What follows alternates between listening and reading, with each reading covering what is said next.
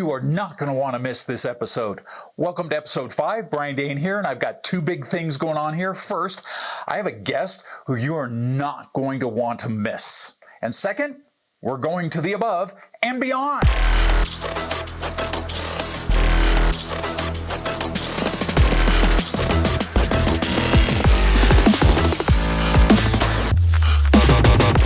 Couple episodes, I talked about how important it is to get the basics down when it comes to growing your career. You need that strong foundation if you're going to move forward, if you're going to have something to build on. Like I said, you need to put your socks on. If you're looking at me crazy like, what's he talking about his socks for? Go check out episode 2. Now, we're on to the above and beyond. In other words, you've got the basics of your job down, but that's not where your career growth and advancement is going to happen. You need to go above and beyond the basics. Do things people don't expect of you. Go outside your job description. Impact people outside your team, outside your work neighborhood.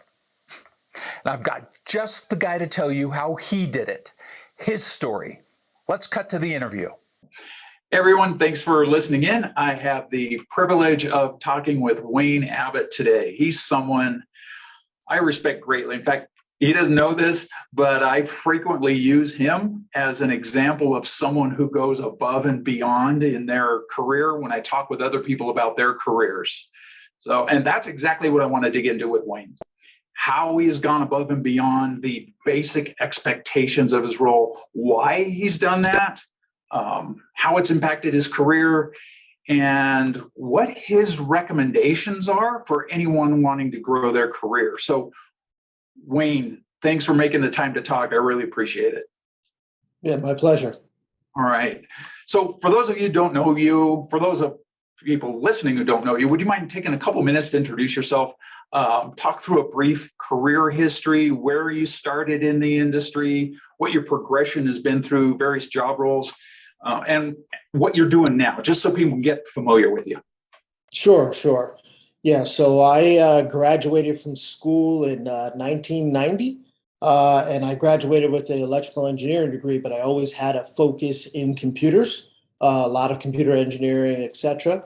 And that was actually my first job out of school. I actually was a developer, but I had the good fortune of working at a small company. And as a result, when you're at a small company, you do a little bit of everything. So I was a primary developer. I also did test. I also did documentation. I actually went out in the field and did installations. I actually also did training. And then, of course, when I got back to the office, I also did a little sysadmin. So it was kind of like that Swiss Army knife that gave me the good background, really, to go into pre-sales, because it gave you a good measure of all the aspects of the things that we do from a Dell technology standpoint. That's really what a lot of our customers have to deal with. So it was a good background for that as a precursor to getting into pre-sales. So I moved from that company after 7 years, and I did pre-sales at Sun Microsystems, and I covered the telco industry, and I did a little bit of everything. I covered wireless units, I covered core data center and CIO, covered other business units. So it was a very wide smattering of dealing with different aspects of what our customers bring to the table. So I did that for 15 years, all the way through the Oracle acquisition. And then in 2012, I came to VCE, and that's how I've landed into the space that I'm at today, by the acquisitions, moving into EMC proper, and then obviously with the merger with Dell. So that's kind of how I got to where I am today. Okay. And what's your role today? So my role today is I'm in the data center organization of SPS, or product acceleration, as they call it now. Hard to keep up with all the different org changes. But kind of carved out a kind of unique role, because while I still do 50% of my time being customer facing and still kind of offering that seasoned scar tissue experience dealing with these large transformational deals and complex problems to solve. As a result of some of the other work that I've done, I've kind of carved out a space where 50% of my time is really doing the tools website that has become so quote unquote popular within various constituencies within Dell. So originally it started off as something that was almost a self preservation mechanism, because we had such rudimentary or poor or non-existent processes. It was one of those things, how do I build something that can help me do my day job? But one of the things that I always counsel people who are interested in becoming principals is, how do you take the thing that you do that you get benefit from every day, and then just add that extra 10% and make it available to everybody else, so that the impact of the benefits that you get for yourself as an individual now can percolate out to a wider audience. Got it. Yeah, I know your principal. You've been for a while. Literally, I've talked with a number of principals, and literally everyone who gets to that advanced point in their career is really paved their own unique way, their own unique path to get there. So it's good to hear what your path has been to principals. And you mentioned this tool thing. Many of us in Dell Technologies pre-sales know you or know about you because of this thing called nirvana and how you've impacted our work lives. In fact, I'm probably in nirvana once a week, the tool nirvana, of course. For those who don't know what nirvana is, would you give a brief description of it is and how it impacts people? Sure. So Nirvana started off as a tools website. It was really focused on a couple of specific tools, really tied to kind of old VCE processes. We used to have these bombs or quotes that would come out. They were very difficult to read. And then I came up with a way to do two things. One, quote unquote, beautify that output so it was easier to review, because one of the things, we had a lot of manual review of these bombs for their accuracy. So trying to do that with just a spreadsheet, not having all this annotated information or organized in a consistent fashion, was very painful. And then obviously when we went through a lot of deals, as often is the case when you're in pre-sales, you have a lot of churn that happens in these bombs. And you want to understand, well, what changed from this point in time to this point in time? And then people were doing this by hand, or they came up with their own spreadsheet incarnations that were just took a lot of time and were error prone. So it's like, how do we turn this into a website that can actually do this and get you that answer in 10 seconds? So that's kind of always been the guiding philosophy. One, really have a pre-sales focus, right? How do we help the pre-sales person who has a finite amount of time and give them some of their time back, and give them some of their time back in an efficient and deterministic fashion, right? So if I need to get an answer to something, can I get it to you fast?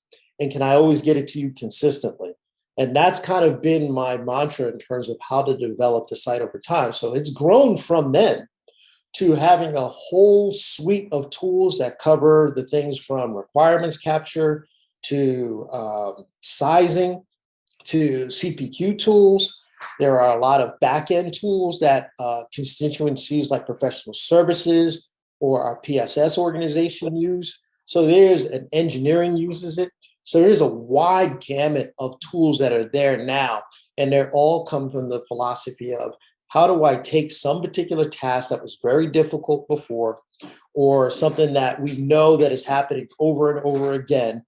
How do we automate that process so now we can basically save that time and take that error out of the system that we potentially have when you're just doing it on a one-off or a human-only basis, or having.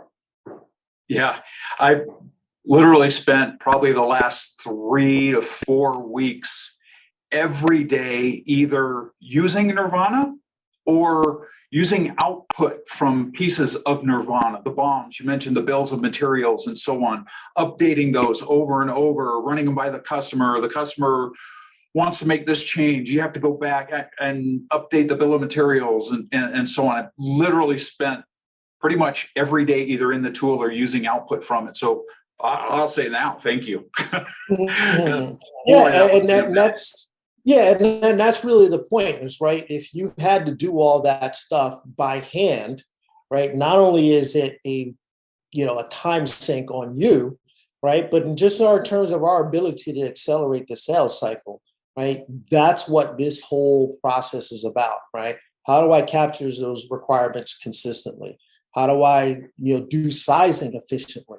Right. One of the things that I've always struggled with within our ecosystem is, I've often said we need to have an API first approach to everything that we do, right? You've heard other companies kind of have that edict or lore that if you don't put an API on whatever it is that you're doing, you will be fired, right? We almost need to take that same type of approach so that instead of forcing us and other constituencies, to be the human orchestration, moving something from one point to point A to point B to point C, how do we have an API ecosystem that really makes a nice workflow? So, one of the things that, I really try and do a whole lot of is how do I make Nirvana a one-stop shop so that there's a ton of information in one place, so that gives you the efficiency there. But then the other thing is, how do I take you from, example, a live optics project, allow you to slice and dice that information and push it to sizers really quick, get your sizing output, and then associate that sizing output with where our requirements capture is. There's a very efficient workflow in doing that.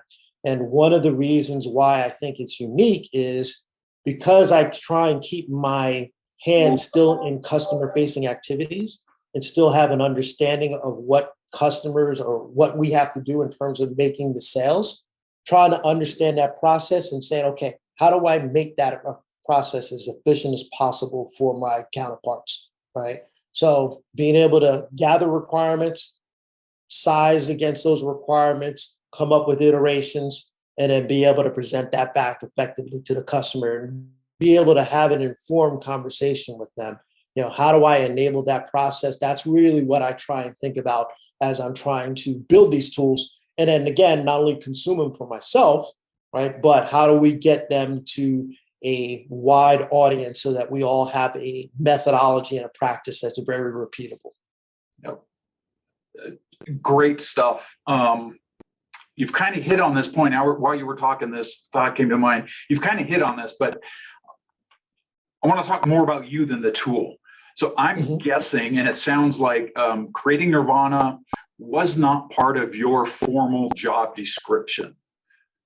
No, not at all. No. So why did you do it? I mean, why did you decide to spend all that extra time and effort to go above and beyond your formal job description and launch an effort like Nirvana when you really didn't have to? Why did you go above and beyond? Yeah, well, I think it's just basic history, right? If somebody doesn't go above and beyond, how do you move the ball downfield, right? Could we have all just suffered and did what we did and maybe potentially still make those sales, but then there's potentially a lot of carnage, along the way to get to that same place, right? So the whole thing about advancing the ball downfield is how do you do that same thing more efficiently, right? With less pain, more velocity, et cetera, right? And that was really the impetus for it. So from my standpoint, I used to have a complex account in Pfizer for 5 years. And ironically, it's kind of interesting because it relates to a lot of the stuff that we're going through from the pandemic, because the gear that we sold and we designed has been instrumental as part of the supply chain of the distribution of the Pfizer mRNA vaccines, right? So if our stuff goes down, whole lots of their vaccine distribution out of Kalamazoo, Michigan, or in PERS in Belgium, right? Those lots have to be thrown out. So it just shows you the criticality of the work that we do every day. But all that said is, if you don't come up with a better way to do these things, and especially at the volume that we have to do some of the deals that we have to do, it's like we're constantly being asked to do more with less. We're constantly being asked to grow, right? So it's not like we're getting double the amount of people. It's not like we're getting double the amount of resources to do these things, right? So somebody or some group has to come up with ways to us to do things better. And the question is, and I think this goes to all principals, do you be a part of that change, or you just hope that the change comes, right? So there's many different ways. It doesn't always have to be a case of you picking up and rolling up your sleeves and hacking and and doing some code. It could be in a bunch of different ways, but it's like, how do you participate in improving those processes that we know need have lots of room for improvement? That's what we really are asking principals to do, right? So if you have found something that you have developed a process, or you came up with some artifact that was beneficial for you to improve how you did your day job. What our charge, I think we should be encouraging people is, think about that extra 10% that you could be doing to make that artifact or that process available to a wider audience, right? So every improvement to me is important. It doesn't have to be the big bang, right? But if you collectively have all these, minor improvements, and so if, as a collective, they come together and bring about a significant change. And that's what we need folks to be able to do. Yeah, and that's a whole attitude. I mean, yes, there's the attitude of I need to do my job and I need to do it well. But taking what you've learned and what I've learned, and then using that to help other people, and maybe making an extra effort to take that and help other people do their jobs and do their jobs better, and make everybody better, because that's a whole attitude that's in addition to the basic doing your job. Correct. If you were to look back, like you personally look back, how do you see that going above and beyond that you did having affected your career? Oh, it's significant, because to your point, when you did the intro, right? How do a lot of people know my name, right? It's not because I did my day job, right? It's because I did something that other people are necessarily benefiting from.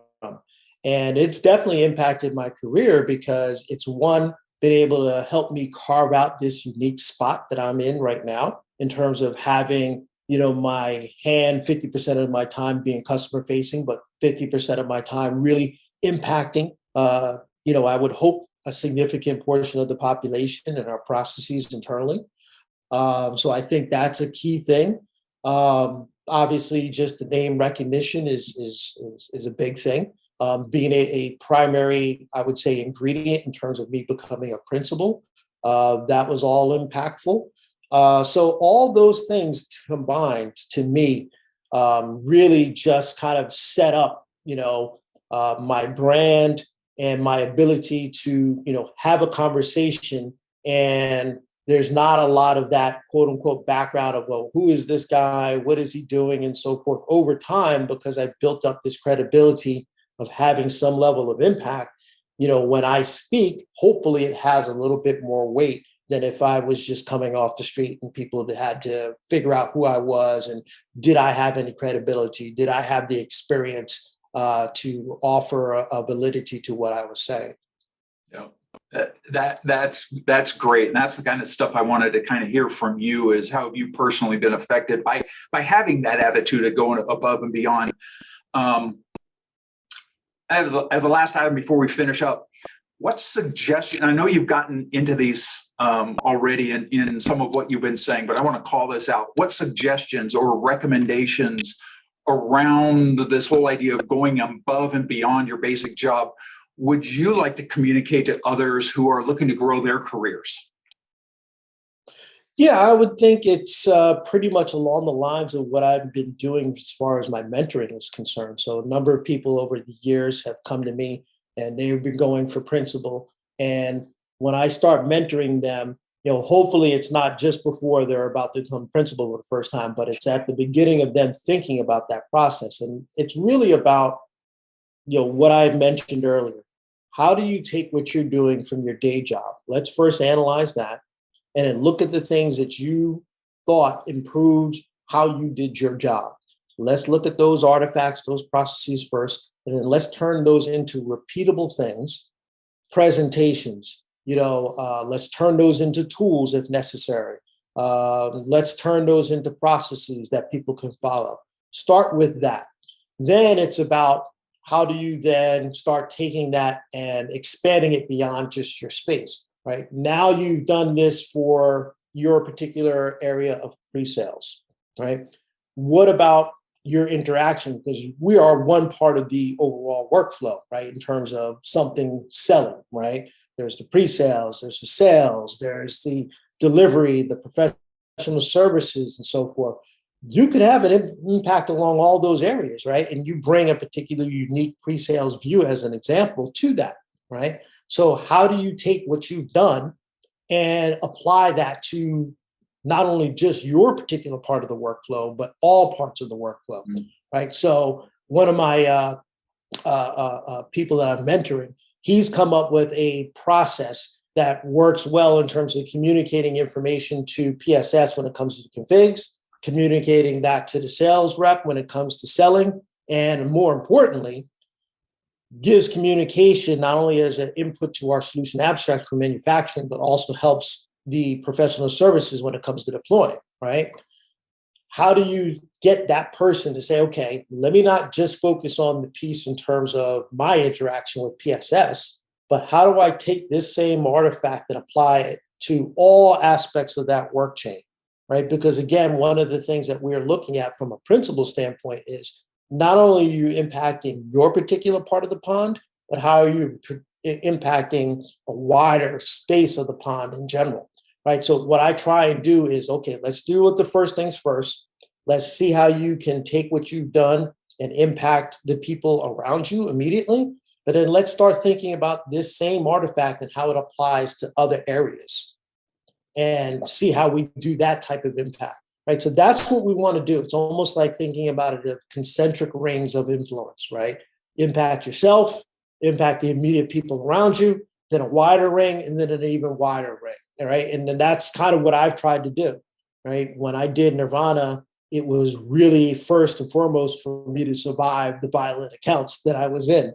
Then after that, then it was like, okay, this can be applied to other people. Then after that, it was like, okay, we can get PSS to use this tool to make their job better. Then it was like, okay, we can build these tools that will allow professional services to be able to do their deployments better, right? So it's like, okay, how do we take this type of attribute or attitude and not just limit it to yourself, right? Just expand that scope of influence. And to do that, what I always tell people is, I don't think it requires double the amount of work. We're not asking people for their firstborns to become principals, right? We're asking you to do that extra little 10, 15% on top of what you already do. And that can have a tremendous impact on the people around you and potentially on, if you have the right idea, could have a dramatic effect across a wide landscape of the population. Yep. Great stuff. Good stuff there. Great advice from somebody who's been there, done that, and key point is still doing it. It's not like a one-time class. Man, this thing's a marathon. You keep on doing it, and that's what you're doing. So, thank you again, Wayne, for making the time to talk. I really appreciate it. Yeah, not a problem. Anytime. If that's not an example of going above and beyond, I don't know what is. And hopefully you caught this. Wayne has the attitude and the mindset that is needed to grow a career. I hope that came out in the interview. He is not satisfied with doing just his official job description. His mindset is that he consistently looks for things like inefficiencies in processes that he can identify and then go create solutions for. He's done this in the form of tools, and in fact, he's developed a whole suite of tools. And he has literally impacted people directly within Dell technologies around the world, as well as indirectly and directly helping Dell customers globally. He did it on his own. That's the attitude and mindset you need to grow your career. I'm going to volunteer him. If you have any questions or want to talk further, reach out to him. He's a person who makes time to help people. You can get him on LinkedIn, email, whatever. And in the next several episodes, I'm going to get into details about how you can go above and beyond.